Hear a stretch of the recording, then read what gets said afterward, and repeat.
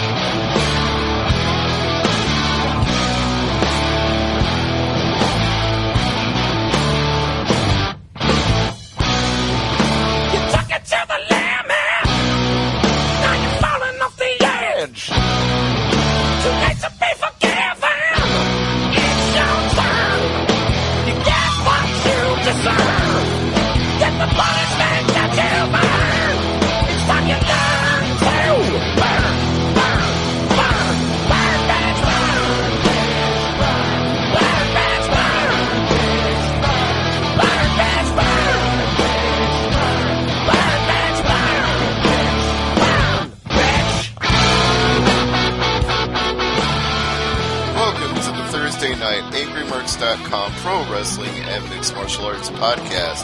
My name is Stevie J, and I have to introduce my co-host tonight in a different way than I usually do because of the passing of a legend this week.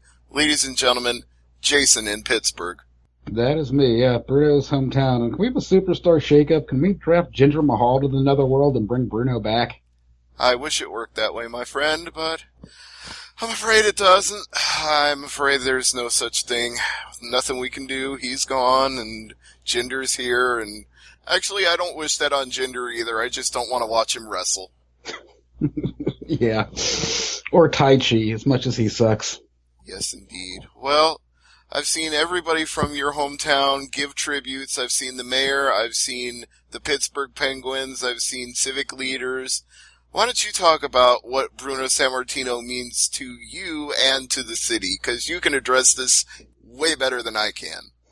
Yeah, you ask anybody in Pittsburgh about Bruno Sammartino, and oddly enough, the first thing that comes out of their mouth isn't going to be WWF. It's not going to be even WWWF. What people in this town remember is the Channel 11 WPXI studio wrestling that Bruno was a part of in the whole Pittsburgh territory, and that was where Larry Zbyszko got his big break, was kind of interning under Larry Zbyszko and then in storyline turning on him and getting his kind of claim to fame there, and Bruno kind of putting him over and letting Zbyszko get the upper hand. But yeah, Bruno is known for that, and I think the other thing he's known for here, at least among the more smarter fans, is he kept kayfabe quite literally until the day he died. You know, people would ask him, time and time again, oh, was wrestling fake? And he would come up with an answer, something along the lines of, well, people had asked me to throw a match here or there, but I would never do it because I have integrity.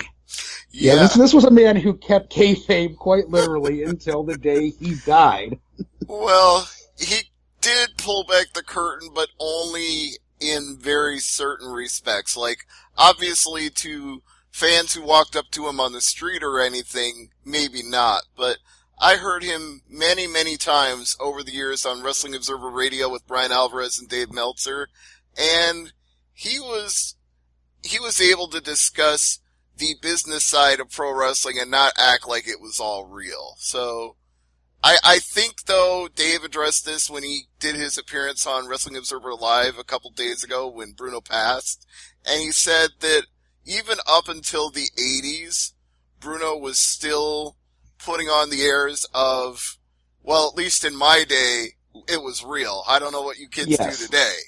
But I guess when Vince McMahon went on national television, or maybe it was at one of the steroid allegations, like this big steroid trial, and said it was all a work, that's when Bruno finally decided once and for all, okay, we don't have to keep the kayfabe anymore because now the cat is literally out of the bag. To some degree.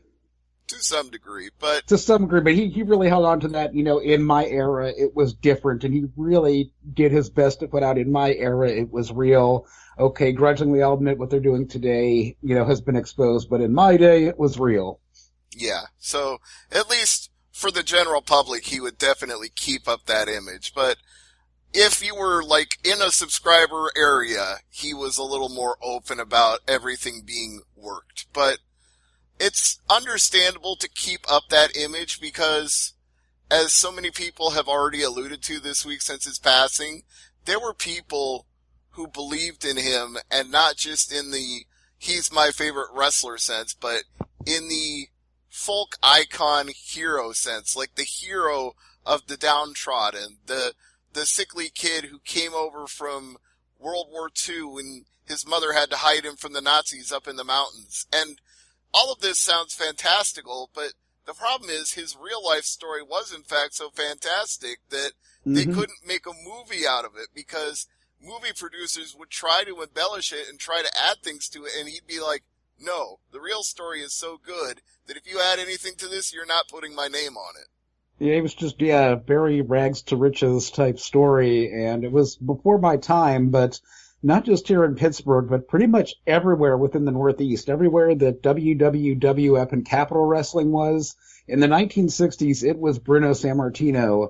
And this was, before videotapes. This was before a lot of the territories had syndication.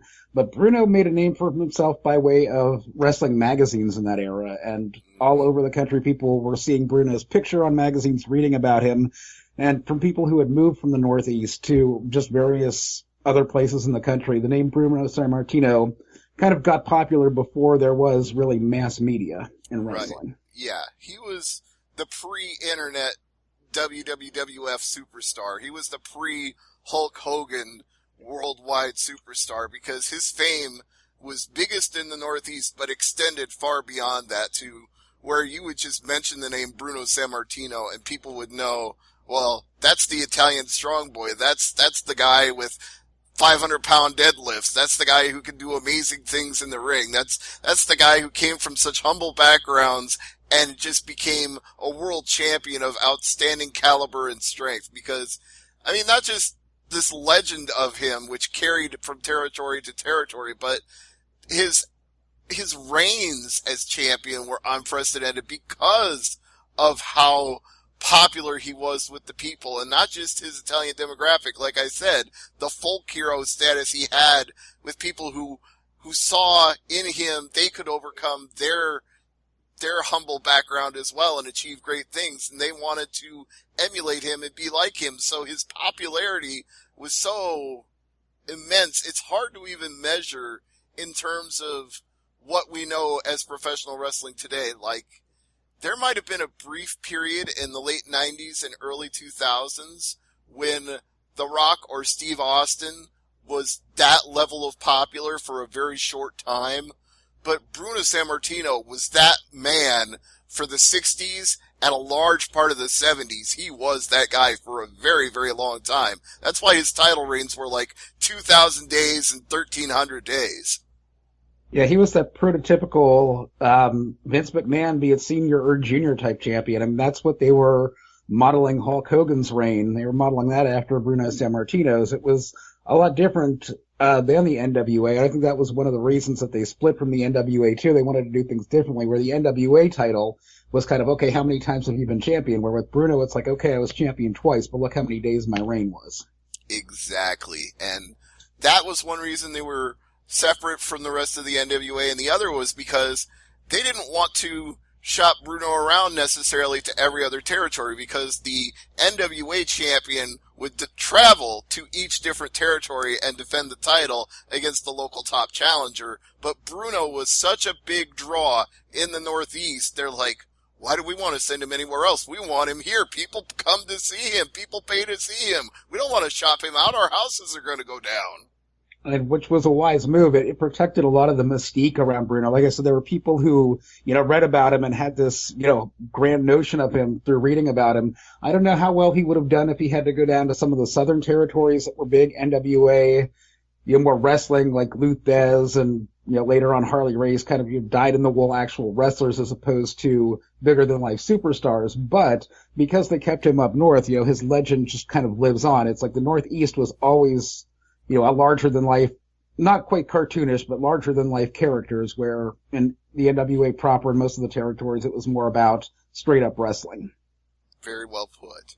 And now I'll just, for my own point of reference, throw in a personal note, because I obviously, like you, grew up in a different era from when Bruno was the man in professional wrestling in the Northeast, but I still knew of Bruno because in the 1980s, his son was a wrestler. For a while, he was working with his son on shows, and then kind of had a falling out with WWF over his son not being used the way he felt he should be used. But Bruno was still a figure in that time, so I got an inkling of how important and legendary Bruno was.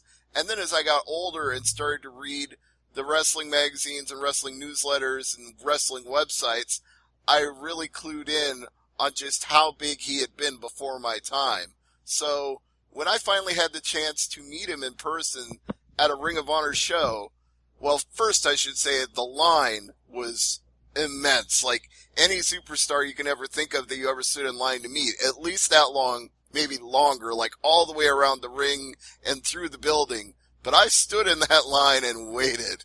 And I wanted so badly to get a photo with him when I got to the front of the line. But they were like, no photographs, no. I'm like, well, given you got to keep this line moving, I guess I can understand that. But I said, can I at least shake his hand? And they were like, yeah, okay. And I'm like, sir, I just want to say we wouldn't have professional wrestling today without what you did. And he just smiled and he was like, oh, shucks. You know, he's a very humble guy. He's like, well, you know, there's other people, but I did my part. And that's, you know, Bruno was for all his accomplishments, he didn't put on airs. He was just a very nice, sweet man. And I was so thrilled to shake his hand and say thank you for what he did for professional wrestling. And that was a treat for me. And I still have my program and my autograph from that night I met Bruno. And I should probably frame them because that's something I'm going to treasure now for a long time. Yeah, something else I wanted to throw in just about from being from Pittsburgh. When I would mention that I was a wrestling fan to anyone that was my parents' age or older, the first thing they would say is, oh, Bruno Sammartino. And if they happened to be a wrestling fan, they would have a story about going to see a Bruno Sammartino match. Right. That's how much of a cultural icon he was, because even people like Dave gave this example on Observer Radio, and it's kind of like you said, like you could mention the name Bruno and anybody would know, or they would have a story of somebody in their family who knew and went to a match and saw Bruno. Bruno was like one of those stories that passed from generation to generation to the point where everybody could have a story about Bruno. Yeah, I think my favorite story, I mean, I haven't heard this firsthand. I've only heard this from other radio show hosts talking, but there's a story about Bruno Sammartino going to a restaurant somewhere and someone breaking into his car and stealing the WWF World Heavyweight Championship out of his car. Oh, wow. Yeah, that I hadn't heard that particular story, so whatever show you listen to on that, I probably should be listening to that one too. Do you remember which one it was? Oh, I'm trying. It may have been when Cornette was on. It may have been when his co-host was on, like the 605 Super Podcast or something. It was a while ago, but it's something that I've heard multiple times. It kind of comes up in the history of, like, you know, old WWF titles that were not treated well. It wasn't Bruno's fault they got stolen, but there's always the one about Pedro Morales who pawned his title in a pawn shop, and it ended up getting bought back and given back to the WWF. But yeah, there's just some fascinating just title stories about the titles themselves, the belts themselves. And yeah, one of them was Bruno getting the title stolen out of his car while he went to a restaurant. Well, that's still not as bad as Tetsuya Naito trying to trade his title for a candy bar at the convenience store. Good old Naito. Yeah, that one's hard to top, but that was a work, and him getting the title stolen obviously wasn't, but it sounds like in the end they got it back. Yeah, they always get the belts back. I mean, if I was the fan who broke into the car and saw that it was his title, I'd be like, oh no, I'm putting this back and I'm leaving right now. You take it and you're like, oh shit, this is Bruno's title. Better go back and just put that back there. And I'm not just saying that because, you know, it's like I'm a wrestling mark. I'm saying that because if you saw Bruno Sammartino in his day, he was legitimately one of the strongest men in the world. This man, in the pre-steroid era, had a physique that almost defied description. And sometimes he would wear a wig that would almost defy description, too. Yeah, I guess that's fair to say, but he had some doozies of wigs during his days. Yeah, but It's fun we can at least talk about it and laugh about it because it's such a sad week to think of him passing, and also for fans of Mid-Atlantic and fans of wrestling managers of the 1980s, the passing of number one Paul Jones is another sad footnote to this week. Not as big as Bruno Sammartino perhaps, but in his own way just as memorable. Yeah, I wish I had some Paul Jones stories to tell, but I don't. Well, yeah, he wasn't from Pittsburgh, so there's not really much you can do about that. But I can at least say, from my own perspective of watching some Mid-Atlantic and some vintage 90 Days wrestling on WWE Network, on YouTube, on videotapes, that Paul Jones, to me, he wasn't the greatest manager of all time. Let's be clear about that, because there were far more eloquent managers. There were far more intellectual managers. Bobby the Brain Heenan comes to mind in both of those categories. And there were certainly more charismatic managers, like Captain Lou Albano. Even if he wasn't always eloquent, he was always passionate, and you could always energetic. And yes. energetic, yes. So if I said Paul Jones was any of those things, I would not be 100% straight with you. But I will say that when it came time for Paul Jones to show his ass, when he was to get humiliated because one of his wrestlers didn't get the job done, or he got beaten by somebody that was better than him, he always made it a spectacle and made it fun to watch. He delivered when it came time to the selling, when he had to be the butt of the joke, when he had to take the pratfall. Paul Jones was always the man. When he got exasperated that things weren't going his way, that was when Paul Jones was really at his best. He was that classic manager that you love to hate because he was just so over the top in those situations. Kind of like a Jim Cornette in that way, I guess. Yeah, in fact, I bet you if we had Corny on here right now, he would say that Paul Jones, maybe not an inspiration to him, but a contemporary to him. He would say, yeah, that's kind of our bag. That's kind of what we do. We go out there, we'd run our mouth, and then we'd have to turn tail and run. I'm sure he's got some good stories about Paul Jones, too. I'm sure he does. I'll have to listen to the Jim Cornette Experience coming up here and see if he does a tribute to Paul Jones. I'm sure that's possibly in the works as we speak, but we had another something or other not really die, but we had something come to an end, and that was after 100 episodes, Being the Elite is no more. Yeah, I was hoping that was a work. I really didn't want Being the Elite to come to an end, but well, it's kind of odd because you've got Cody, who's this heel and a heel faction, creating this kind of. I mean, maybe in one sense it is a work. It's like I kind of think it's kind of one big work leading up to the comeuppance that Cody is going to get at All In September.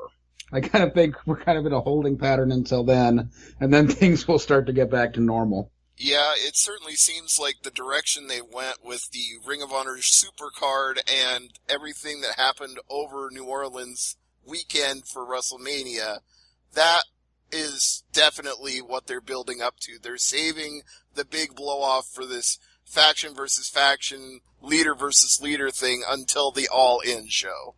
That's kind of what I figured, even before the ROH Supercard took place. That's kind of what I figured would be the deal, because that's what they're building to, and there's rumors that CM Punk is going to be there. Yeah, well, that might be problematic, though, because CM Punk is going to be getting ready for a pay-per-view in Chicago where he has a fight with Mike Jackson. Well, if he's not available, maybe they can get Mickey Gall.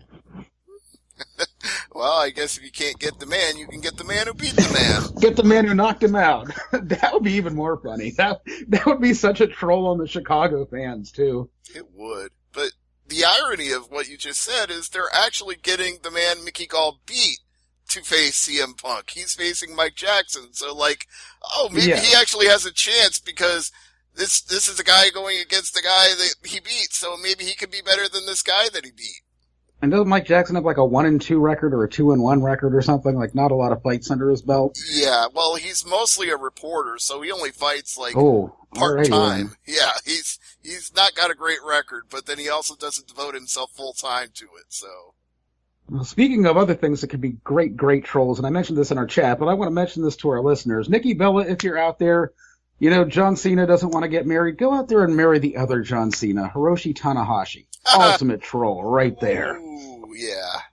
Well, it's kind of turned the dirt sheets into the gossip sheets this week because every single day we hear, Brie is really mad at John. No, Brie actually doesn't care. No, Brie loves him like a brother, but she respects her sister more. It's like, oh God, can we stop with this? Everybody's speculating on what's really going on. Just stop. Yeah, Nikki, just call up Tana. He's not doing anything this weekend. But, maybe you can give him some tips on his extensions. Maybe you can do something with that stupid hair of his. Yeah, you just reminded me of an old catchphrase we don't use on this show anymore. But I'll get into that more in a minute because I want to say something else about Nikki and John first. This whole idea that surfaced online that them breaking up is a work. Oi, it's 2018. Do we really need to go there? Do we really need to kayfabe? You know what smelled like a breaking up? work that just wafted, just vapors of work everywhere was Rusev being fired by WWE. That just screamed of work. This does not scream of work. If this is a work, what's the payoff? Yeah, I don't see it. What is this building to? It's not like it's going to help Total Bellas or Total Divas because those shows have been in decline for a while, and they're only going to do 500,000 viewers whether these two break up or not. Yeah, like to what end does making this a work and putting that out there serve? It's not helping those shows. It's not helping WWE. If they are still together, it's certainly not going to help John and Nikki's relationship, but it's not a work. It's just not. You actually hit the nail on the head with something I should have said at the outset. If it's a work, to what end? What does it serve? If it doesn't have a payoff, if everybody doesn't get paid, there's no point to having a work. There's no point to a worked breakup because it doesn't pay off for anybody. Now, if Vince Russo were in the company, I would say maybe, but Russo isn't working for WWE. And let's just be clear about this because even though I don't want to go into the whole gossip sheet thing, I will say this much. There were real issues. There's kind of the whole where there's smoke, there's fire thing. And there had been smoke pouring out of this relationship for a long time for the fact that they kept postponing the wedding date and they kept having public things leak about how she wanted kids and he didn't, and he was focused on John Cena is anal as fuck and had a prenup that was, longer than the list of opponents that Okada has down with a Rainmaker. I thought you were going to say more than Chris Jericho's 1,004 holds list. They just roll. You just made the list. Well, apparently John made Nikki's list and not the good one because she got fed up with all his crap. Can't blame her, but yeah, Tana's available. Give him a call. There's that other John Cena out there just waiting. Oh yeah. Well, on the note of stupid Tana, stupid hair, I want to address something that you watched before we went on the air, and I watched about an hour and a half ago, and it was Pat and Ian from our favorite Completely Unnecessary podcast, but instead they were doing the Not So Common podcast, which is the one where Pat usually brings on guests from the gaming industry or fellow YouTubers or people he finds interesting. Yeah, it's either Pat and not Ian or Pat solo, but this one was different in that it was Pat and Ian on the Not So Common podcast. And what they had to discuss struck a very resonant chord with me because they were discussing a former YouTuber who unfortunately committed suicide. His YouTube name was Jew Wario, his real name Justin Carmichael, and basically, after his death, some allegations have come out, I guess, as recently as this past week, that Justin was a very predatory person and that he possibly took advantage of some of the fans of his channel, and by that I mean women, and by that I mean possibly underage women.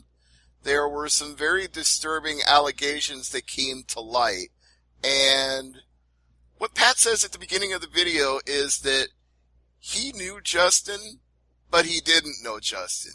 He knew Justin from the persona he put on and from occasionally talking to him on the phone, but he had a dark side, and obviously he didn't know what the real dark side of Justin was. And as he was talking about this, and I'm listening to it go on and on, I'm thinking, boy, deja freaking vu, because just like Pat didn't really know Justin, you and I and Will, we didn't really know Abby. None of us did. Our listeners didn't. I mean, I guess there were some people that did. I guess there's some parallels. Like I was talking to you before we went on air, what caught me was that Channel Awesome, where he worked, knew about it but did nothing. I'm not going to say they covered it up. I'm not going to say they swept it under the rug, but there was certainly an apathy there. Mm-hmm. Well, or at least they thought, we'll just shit can the guy and it's somebody else's problem. Yeah, that too. Mm-hmm. Which, unknowingly, that kind of became our thing, because it's not like we did background checks and saw that Abby had a criminal record or anything. It was like, oh, well, here's this person who likes New Japan, and we like New Japan. So it didn't seem like anything to be suspicious of. How did we know that was an entire persona that she created just for the purpose of conning people? Because or even if you did, see she had a criminal past, I don't know what difference it would have made. It was just kind of like, oh, okay, well, she's got a criminal past, but she likes Japanese and British wrestling. Right. And I think that draws a distinction that we should make, is that just because you have a criminal background doesn't necessarily mean you're a bad person. You could have had problems in your past, and you could have cleaned up your life and become a better person, or you like could the have wrestler MVP who spent like a decade in prison and then made a name for himself in WWE. Yeah, Booker T. He did time for petty robbery and theft, and then got out of jail and reinvented himself and has gone on to lead I'd say a fairly model life ever since he became a wrestling star, so. Those wonderful Hungry Man commercials. But William Regal, too. I mean, he used to have his problems with abusing, I guess, mostly alcohol, but I don't know. I think there might have been some other things as well. But William Regal had his substance abuse problems, and he turned his life around and became a model person, and now is a mentor to fine young talent at NXT and does a great job there as the general manager. So everybody, like Pat said at the very beginning, people have a dark side. Not everybody is a saint, but depending on how dark it is, that's a different matter. And when you find out that somebody you thought you knew is a con artist or faking cancer or a sexual predator, that's a little darker than most dark. There are no perfect living people. Well, yeah, that's the other thing he said at the beginning of the show was, is that the thing about dead people is, they're either lionized or they're crucified. I'm not putting it the way that Pat did exactly, but words to the effect of the fact that... The thing that no living person is perfect, and that when people die, they're often seen in a better light than they were when they were alive. Right. And I think I even got a glimpse of that with the Andre the Giant documentary that was on HBO, because I heard Dave talking about that on Observer Radio, and he was saying, well, they painted Andre in a pretty good light, but Andre could have a dark side. And then... Oh, and that brings up something else in my mind here. If I can just go off on a tangent here. Sure, go ahead. With Bruno dying and with the rift that has been there between Bruno and the WWE and Vince McMahon, it really has me wondering if Vince is going to put out some kind of revisionist history thing on Bruno, saying, oh yeah, the hatchet was buried, blah, blah, blah. Bruno was always cool with the WWE. It'll just be interesting to see what kind of media the WWE puts out and what, if any, kind of spin they put on it. Well, that would be a little hard to sweep under the rug, because Bruno, during the 90s and mid-2000s especially, I think he was pretty public about his disdain for the WWE product and how they were presenting characters and the certain sexual situations and physical things that he didn't like about it, and that it was too far away from just family entertainment as he saw it. He did not really hold back his tongue about that. He didn't, but there's a whole generation of fans that don't know that.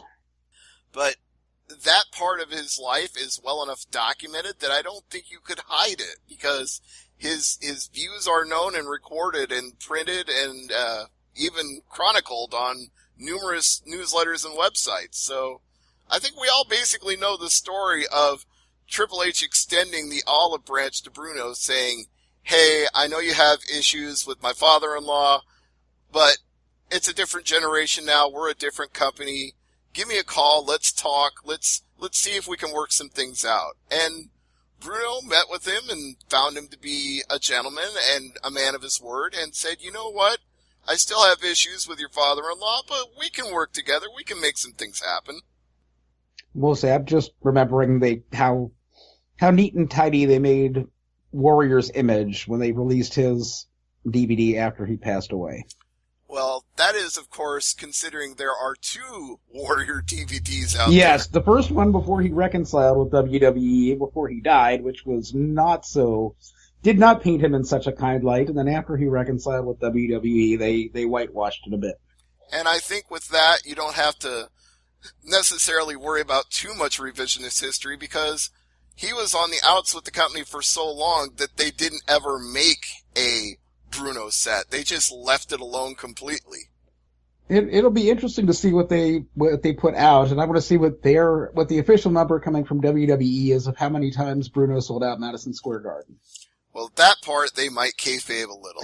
I know they'll fudge them. They love fudging the numbers. I know if you read this week's Observer newsletter, Dave was going to put in an exact accounting as close as he possibly could to the actual number of times Bruno sold out. But what he said was, it's not even so important how many times he sold out Madison Square Garden, but how many times he headlined at Madison Square Garden, because that was like over 130, and nobody had ever headlined as many shows at MSG as Bruno did.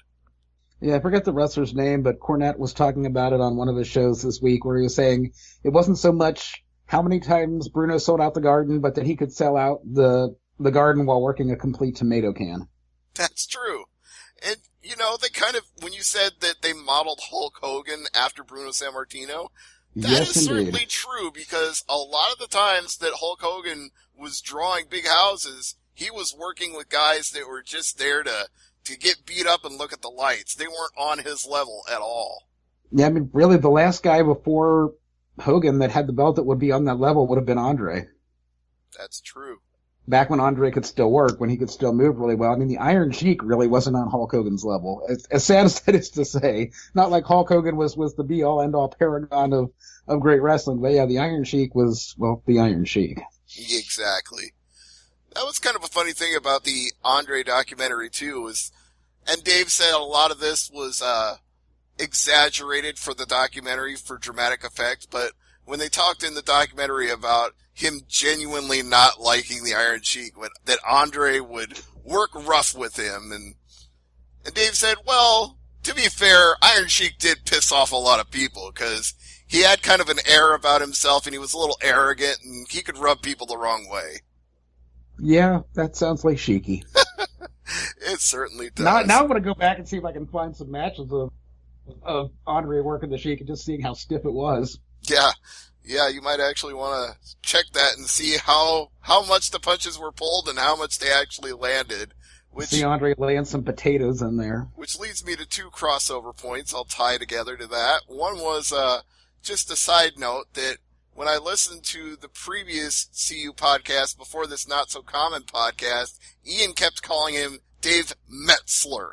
That drove me crazy. He said it like 5 times. Like, Dave Metzler this and Dave Metzler that. As much as I like the CU podcast, when they get to talking about wrestling, yeah, they don't really know what they're talking. When they make predictions, it's cringe. The predictions they make are cringeworthy.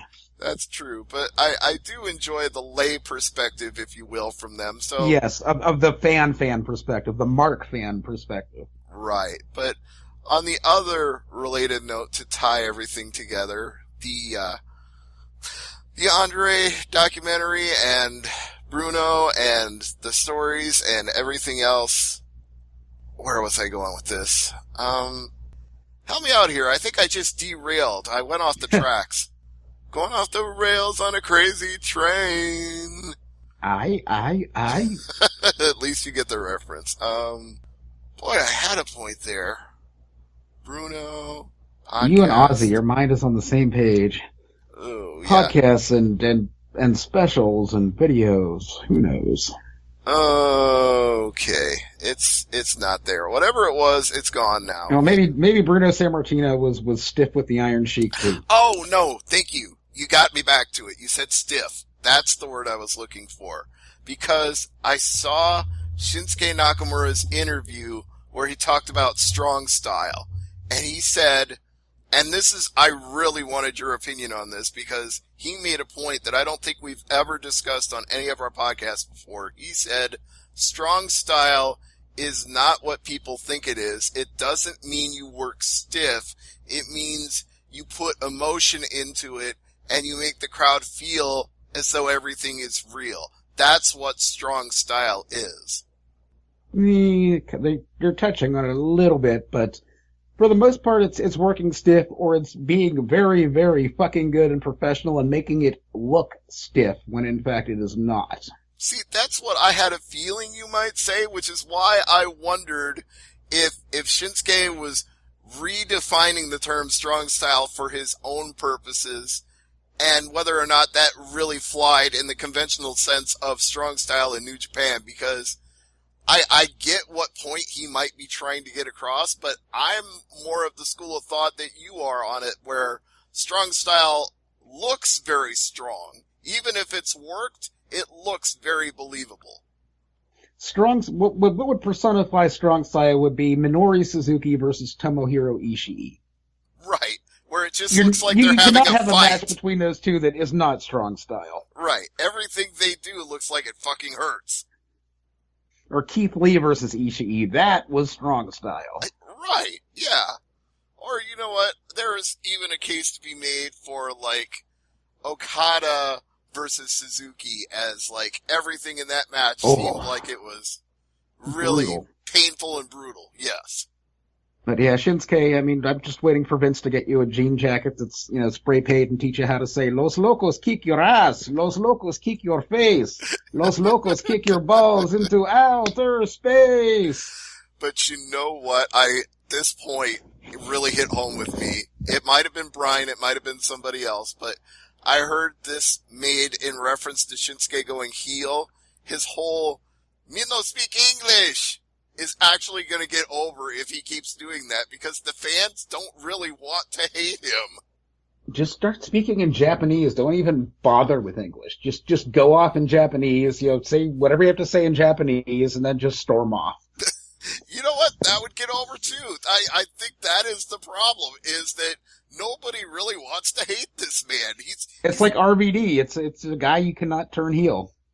They tried it with Mr. Monday Night when he was in ECW, and it didn't work. There are certain guys you can't turn heel, like Matt Hardy would be another one. Yeah, and I remember that too from watching those ECW tapes when I saw RVD cutting those promos where he's like, I love to work Mondays. Yeah, when he's like, I'm worth more money, and he's pointing the thumbs at himself, and that means I'm worth more time, and I'm more important. And nobody was booing this. They were all like, yeah, you're right, Rob, you are.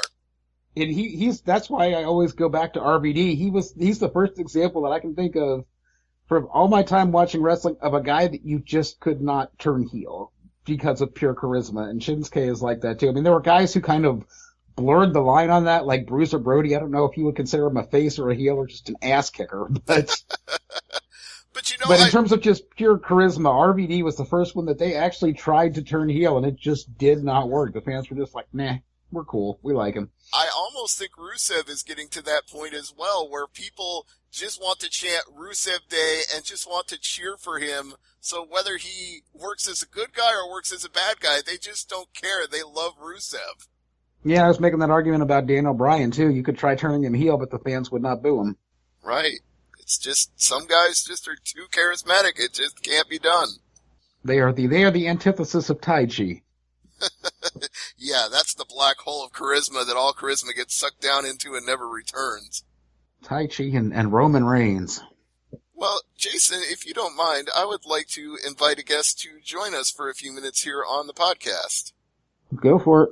Hello? Jordan! Wow, it's been like almost about a year, 2 years in the making. I just had to come back to AngryMarks.com. I love you guys. How are you guys doing tonight? Excellent. It's good to have you back on, Jordan. Tonight it's just you, me, and Jason, aka Great Sudoku. So, how you been, man? I've been doing pretty good. I can't complain. You know, you look at the world of professional wrestling, and there's been so many changes happening.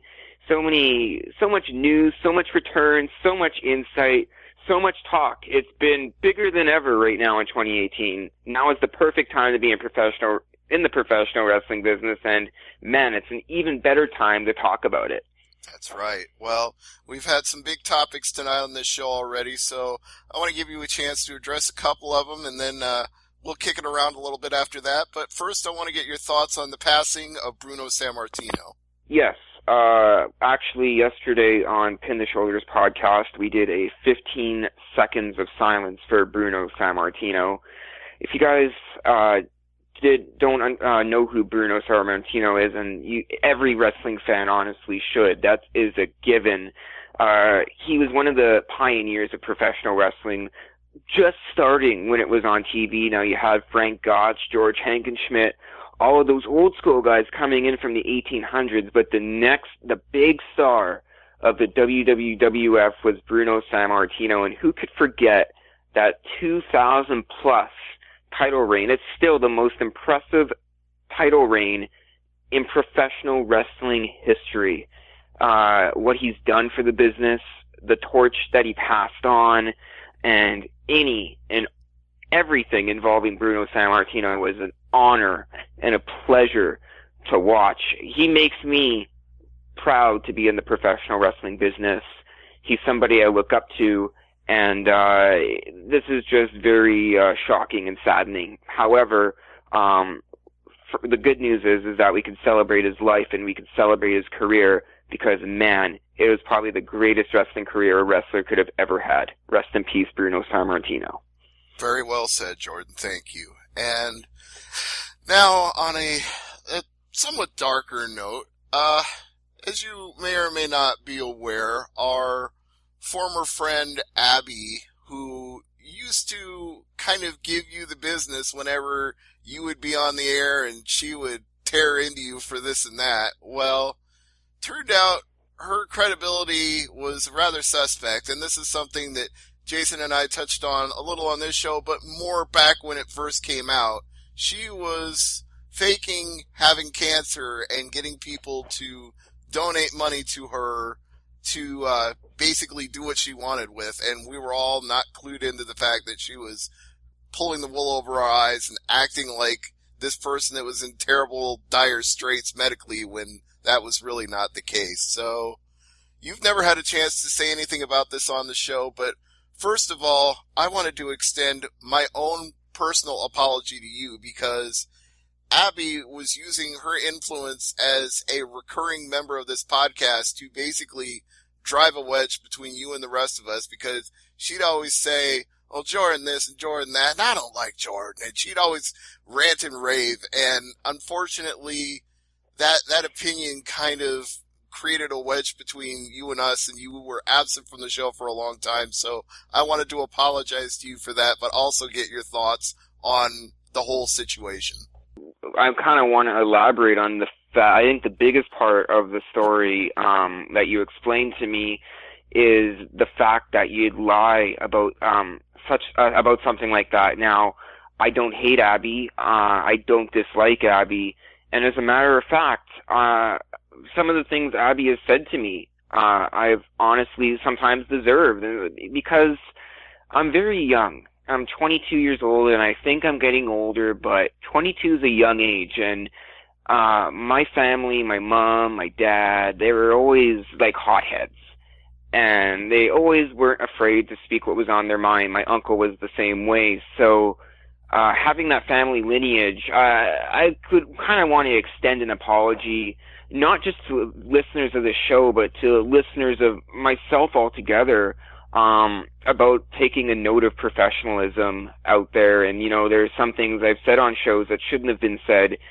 in the right context and stuff like that. And for that, I'm at fault as well. I know that some of the things I've said have affected the Great Sudoku, Abby, as well as yourself. And looking back, any wrestling podcast I'm on, it's an honor and a privilege because I'm sharing the gospel of professional wrestling. And Abby can think everyone has the right to an opinion, and there's a lot of people out there, a lot of people listening right now that do not like me. I understand that, but what I am going to do as a wrestling journalist is my job, and I'm going to try to give you the best insight possible, and try to once in a while throw in some funny stories and have a good time. That's what I like to do.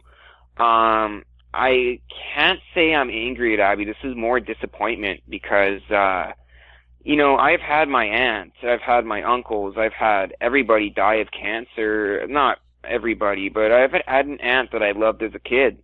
God rest her soul, Auntie Ricky, I love you. That had cancer, and to go and kind of wedge me between the rest of the panel and fake that you have something that's affected many people and many families, and saying you have cancer when you don't.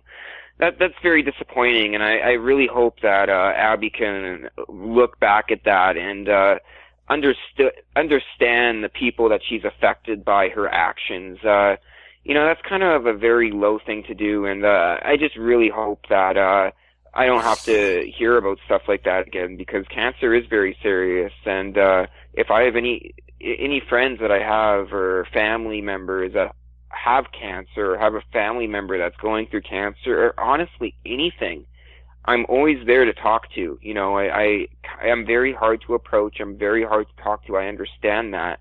But when the time is right, and when there's a serious issue like that, you gotta shake your head and say that's just not right. Not only are you lying to the Angry Marks panel and all the great listeners. There's people that have been listening to this podcast for years, since 2006, like Bionic Laguana and all those great people in the chat room, and to lie to the fans and lie to the co-hosts, and most importantly, lie to yourself. I know I feel like shit when I lie to myself. I can guarantee you that's what she's going through right now, and this is something that shouldn't happen again. And I really, really do hope that she thinks about the actions and how they affected everybody and herself.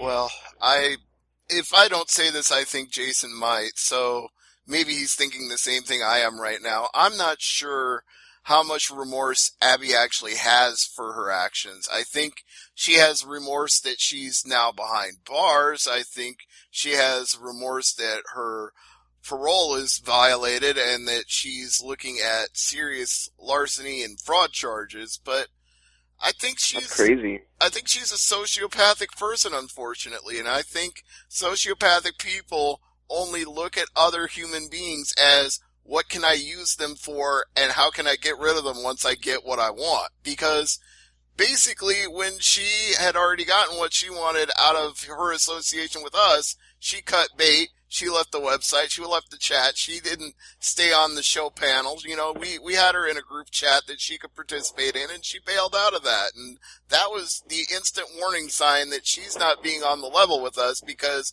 we're asking her to tell us the truth, and instead of telling the truth, she cuts bait and runs. So she's a sociopathic person. I think she literally said, "I don't want to drag the show down with me," at one point. We didn't know what it meant at the time, but we know now. Yeah. But in the Superstar shakeup, Abby has been drafted to Orange is the New Black. Nice. So how often ago did this happen with Abby, making all these lies and false accusations? She got caught up, I believe February 16th was when the shit hit the fan. Right. That's when people discovered that the photos on her blog were borrowed from other people's blogs that had died. That's horrible. Yeah. That's horrible. And there's people listening, and to extend an apology, it kind of makes you realize, you look back at the things that I've done and the things that, I shouldn't have done, certain things I said and I shouldn't have said. And I apologize for that as well to you, Jason, because I do understand that I did offend you a few times, and I don't want to do it publicly on the show, but I still know for a fact that you deserve an apology, and Stevie J, for some previous actions on your podcast, you deserve an apology as well, and most importantly, people listening from around the world deserve an apology. 2015 was a crazy year.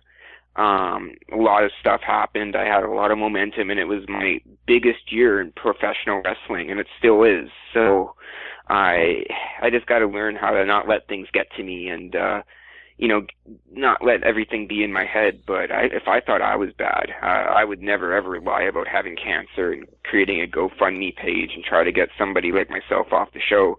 And I appreciate you guys having me back. It truly is an honor and a privilege. Well, thank you, Jordan. You even said things I didn't expect you to. I don't feel like you owe me an apology. I felt like I owed you an apology, but I'll accept yours if you accept mine, and we can accept each other's, and we'll both be fine. Absolutely, and we could always look back at those great memories and those great episodes that you can listen to on YouTube. That's right. They're still out there, and that actually does bring me back to something that Pat and Ian said, which we were discussing earlier, Jason, which was that Pat was saying he'd done things with Mr. Carmichael that were still out there and they can't be erased, and you shouldn't try to rewrite history. And you were kind of touching on that when you said, would Vince try to rewrite history now that Bruno Sammartino has passed and act like it's all good? And I think in that same respect, we also can't rewrite the past that Abby was a recurring member of this show. We always thought, hey, well, the weeks that she's not on, it's because the cancer is kicking her ass. But what we didn't know was there was no cancer. Yeah, trust me, she was out partying with Mr. Brownstone. The thing that really bothers me now when I look back on it is the nights that we would prepare for a podcast and she'd be like, well, I'm not feeling good. Yeah, I've had a rough session of chemo or something. I'm like, well, more likely she probably had a rough session with a bottle of Fireball, now that I really look back on it. Or, times she would come on the show and just be so out of it and, fall asleep in the middle of a show. And it was like, ooh, yeah, looking back on that now, it's like, what was she on? Yeah, it clearly wasn't chemotherapy doing that, but, well, anyway. We look at the facts. And we, yourself, Stevie J, and I actually, before I bring up your work with the Wrestling Observer, I do want to apologize about some certain things I did say about Dave Meltzer on social media. Thing is, I realized this. One of the veterans talked to me about this. I wasn't the biggest fan of Meltzer because he didn't go in the ring and experience what us as wrestlers and referees and stuff like that experienced. But a veteran told me the simple fact, Ron McLean, Hockey Night in Canada, right, guys? I know you're into Canadian stuff, Sudoku. Yep. So think about Ron McLean. He didn't play in the NHL, but he's the best hockey journalist in the world. That's the same thing. Dave Meltzer is wrestling's Ron McLean. He deserves respect. And he deserves an apology. And just saying this on the air right now, this show recurs in history for most of my outbursts, and those are going to stop. I just want to do one thing with you guys, and that's talk about the professional wrestling business, and just continue to do what I love to do. Well, I think we can all do that, and I think we've all cleared the air here on a whole variety of things, so I want you to know from the bottom of my heart, Jordan, that you are indeed welcome on this show, and you can come on anytime you want. You just have to PM me and let me know, and you're always welcome to come on and talk with us. Excellent. I always look forward to it, and the history of this great podcast goes all the way back to June 2014, and every show that I've done for you guys, it's honestly been a huge blast. I look forward to it, and you look 4 years later, all the eras that you go through in your life and stuff like that, and you just look back at, oh wow, I did this show on Angry Marks in 2015. Oh, we interviewed some of the best. We've interviewed even a few of the worst, but we've interviewed a lot of cool people in the wrestling business, and like you said, actually, it goes all the way back to 2006 for me, so I can say that even more so. 2006, and everyone listening from around the world too. The archives are up there. You guys can listen to the first ever Thursday Night AMP. You guys can listen to my debut in 2014. You guys can listen to the Great Sudoku's debut in 2014. Angry Marks, you guys have grown so much. You guys have developed an iTunes deal, not just an iTunes deal, but a lot of downloads, a lot of listens, and my favorite part is just knowing that, people are listening to us and people are listening to our gospel that we all share in common and which we love, and that's professional wrestling. Amen to that. Well, on that note, I think maybe that's a good time for all three of us to wrap up the show. So let's go with some cheap plugs from Jason first, who I know has got a fresh piping tray of blueberry muffins cooling on the stove right now. So tell us if that's Yummy. a recipe that's on Veggie Bending. It will have to go up there. It's not on there yet, but yeah, you can check out veggiebending.wordpress.com to see the vegan recipes that I do have up there. I'll also plug New Japan World, njpwworld.com. It's the best 999 yen you can spend a month, and by all means, cancel your WWE Network subscription and spend that money on New Japan World instead, because they do a much better job at presenting wrestling. You can find me on Twitter. I'm at Great Sudoku. All right, Jordan, what would you like to plug? Yeah, there's a few things, in the podcast world. Things are going up again. We got lots going on. I have Jordan Garber now is back on VOCNation.com every Tuesday at 10:30 p.m. Central, 11:30 p.m. Eastern Time for all those people that enjoy to crack a beer and hang out with their family on a late night. You always tune into Jordan Garber now. Just like Angry Marks, we bring on some great guests.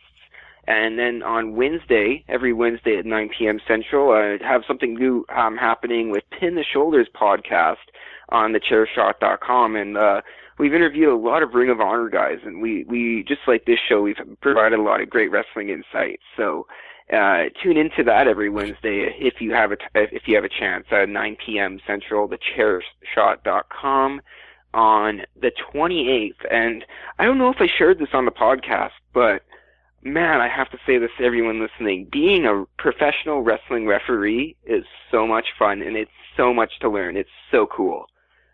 It's so cool. Well, I'm glad you're getting to do that, Jordan, and I'm glad things are going well for you in podcasting. And go ahead. We have that, actually. I just wanted to quickly plug the next show I was reffing. Sorry, you guys know I'm a plug guy. I love to plug. Go for it. On the 28th, it wouldn't be this Saturday, but it would be the following Saturday if you're in the Winnipeg area. Check out Doubles Fun Club, 20 Alpine Avenue. Premier Championship Wrestling presents Thunderstruck. I will be a referee there, so keep an eye on that. But not just me, the great wrestling action that PCW provides. And follow me on Twitter at Jordan J. Garber, and with an open heart. And I'm honestly going to say it was an honor and a privilege to be back on probably my favorite podcast I've been on of all time. So thank you guys again for extending your hand and giving me another opportunity to be on the show. My pleasure, Jordan. And on that note, I'll just say some quick cheap plugs and then we'll wrap it up, because next week I'm going to be in Chicago for Bellator 198, so I'm plugging MMAmania.com, where you can check out all my coverage, including live coverage from the event itself. I'll also have interviews up with several of the stars of Bellator MMA in the next week, and any press conferences that I'm able to attend, whether on the phone or in person, coverage of that at MMA Mania as well. So go to MMAmania.com for all of your Bellator news and all the news in the world of mixed martial arts, whether it's UFC, One Fighting, Bellator, or anything else. We cover it all at that website. You can follow me at Angry Marks. You can follow at MMA Mania. And of course, youtube.com/AngryMarks, DOTCOM. AngryMarks.com is where I upload shows like this one and interviews like the ones I do with the fighters for Bellator MMA on MMA Mania. So thank you for checking out all of those things that we just plugged. We appreciate it, and we say rest in peace again to Bruno Sammartino, number one Paul Jones, and we wish you all a good night.